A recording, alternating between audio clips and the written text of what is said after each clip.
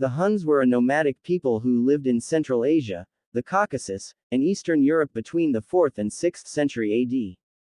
According to European tradition, they were first reported living east of the Volga River, in an area that was part of Scythia at the time. The Huns' arrival is associated with the migration westward of an Iranian people, the Alans. By 370 AD, the Huns had arrived on the Volga, and by 430, they had established a vast, if short-lived, dominion in Europe, conquering the Goths and many other Germanic peoples living outside of Roman borders and causing many others to flee into Roman territory. The Huns, especially under their king Attila, made frequent and devastating raids into the Eastern Roman Empire. In 451, they invaded the western Roman province of Gaul, where they fought a combined army of Romans and Visigoths at the Battle of the Catalaunian Fields, and in 452, they invaded Italy. After the death of Attila in 453, the Huns ceased to be a major threat to Rome and lost much of their empire, following the Battle of Nidau, circa 454. Descendants of the Huns, or successors with similar names, are recorded by neighboring populations to the south, east, and west as having occupied parts of Eastern Europe and Central Asia from about the 4th to 6th centuries. Variants of the Hun name are recorded in the Caucasus until the early 8th century. In the 18th century, French scholar Joseph de Guines became the first to propose a link between the Huns and the Xiongnu people, who lived in northern China from the 3rd century BC to the late 1st century AD. Since Guines' time, considerable scholarly effort has been devoted to investigating such a connection. The issue remains controversial, but recent archaeogenetic studies suggest their Xiongnu origin from Mongolia as well as admixture with Scythian and Germanic peoples. Their relationships with other entities, such as the Iranian Huns and the Huna people of South Asia, have also been disputed. Very little is known about Hunnic culture, and very few archaeological remains have been conclusively associated with the Huns. They are believed to have used bronze cauldrons and to have performed artificial cranial deformation. No description exists of the Hunnic religion of the time of Attila, but practices such as divination are attested, and the existence of shamans is likely. It is also known that the Huns had a language of their own, however, only 3 words and personal names attest to it. Economically, they are known to have practiced a form of nomadic pastoralism. As their contact with the Roman world grew, their economy became increasingly tied with Rome through tribute, raiding, and trade.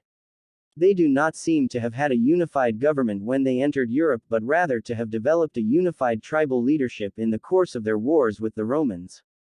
The Huns ruled over a variety of peoples who spoke numerous languages, and some maintained their own rulers. Their main military technique was mounted archery. The origins of the Huns and their links to other steppe people remain uncertain. Scholars generally agree that they originated in Central Asia but disagree on the specifics of their origins. Classical sources assert that they appeared in Europe suddenly around 370. Most typically, Roman writers' attempts to elucidate the origins of the Huns simply equated them with earlier steppe peoples. Roman writers repeated a tale that the Huns had entered the domain of the Goths while they were pursuing a wild stag, or else one of their cows that had gotten loose, across the Kerch Strait into Crimea. Discovering the land good, they then attacked the Goths. Jourdain's Getica relates that the Goths held the Huns to be offspring of unclean spirits and Gothic witches. Since Joseph de Guines in the 18th century, modern historians have associated the Huns who appeared on the borders of Europe in the 4th century AD with the Xiongnu who had invaded numerous central plain polities from the Mongolian plateau between the 3rd century BC and the 2nd century AD. After the devastating defeat by the Han dynasty, the northern branch of the Xiongnu retreated northwestward. Their descendants may have migrated through the Eurasian steppe and consequently they may have some degree of cultural and genetic continuity with the Huns. Scholars also discuss the relationship between the Xiongnu, the Huns, and a number of people in Central Asia who were also known as or came to be identified with the name Hun, or Iranian Huns. The most prominent of these were Chinites, the Kidarites, and the Hephthalites. Otto J. Machen-Helfen was the first to challenge the traditional approach, based primarily on the study of written sources, and to emphasize the importance of archaeological research. Since Machen-Helfen's work, the identification of the Xiongnu as the Hun's ancestors has become controversial. Additionally, several scholars have questioned the identification of the Iranian Huns with the European Huns. Walter Pohl cautions that none of the great confederations of steppe warriors was ethnically homogeneous, and the same name was used by different groups for reasons of prestige, or by outsiders to describe their lifestyle or geographic origin. It is therefore futile to speculate about identity or blood relationships between H.S. Xiongnu, Hephthalites, and Attila's Huns, for instance.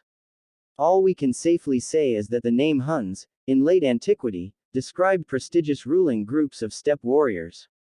Recent scholarship, particularly by Yun Jin Kim and Étienne de Lavaisière, has revived the hypothesis that the Huns and the Xiongnu are one and the same. De Lavaisière argues that ancient Chinese and Indian sources used Xiongnu and Hun to translate each other, and that the various Iranian Huns were similarly identified with the Xiongnu. Kim believes that the term Hun was not primarily an ethnic group, but a political category, and argues for a fundamental political and cultural continuity between the Xiongnu and the European Huns, as well as between the Xiongnu and the Iranian Huns. Now let's measure the genetic distance of European Huns from ancient and modern peoples. The rulers of the European Hun state resemble the peoples of ancient East Asia, and its people resemble both the ancient East Asian peoples and the ancient West European peoples. Now let's look at their genetic distance from modern peoples. The rulers of the European Hun state resemble the Turkic peoples the most, and the people most similar to the Turkic and Western European peoples. Let's take a look at their phenotypes. The rulers of the European Hun state have a purely East Asian phenotype, while its people have a mixture of East Asian and European phenotypes. Let's conclude now. While the ancestors of the rulers of the European Hun state were completely Turkic, the ancestors of the people were European peoples descended from Turkic and Indo-European. All three words recorded as Hunnic Meadows, Kamos, Strava are of Indo-European origin, while the names of most rulers, such as Obarsius, Dengizich, Munjuk, are of Turkic origin. The medieval Greek historian Priscus said that the language spoken by the Hun people and the language spoken by the Hun rulers were different. So if we look at the genetic and written evidence, the Hun people probably spoke an Indo-European language, while the rulers probably spoke a Turkic language. Probably before the establishment of the European Hun state, 370s AD, and after the Xiongnu lost the war to the Han dynasty, 91 AD, some of the Xiongnu people migrated from Mongolia and Manchuria to the Caspian Sea sides and from there to Central Europe. As the rulers of the state, the Xiongnu remained pure, but later assimilated, because they did not engage in mixed marriages, but because the Xiongnu people intermarried with European peoples, they were assimilated to them. They were obviously descended from the Xiongnu because their culture was very similar to them. There is no direct descendant of the European Huns nowadays, their DNA found in very small amounts among the peoples of Eastern and Central Europe. It is completely unfounded nationalist nonsense that Hungarians and Anatolian Turks are descendants of European Huns.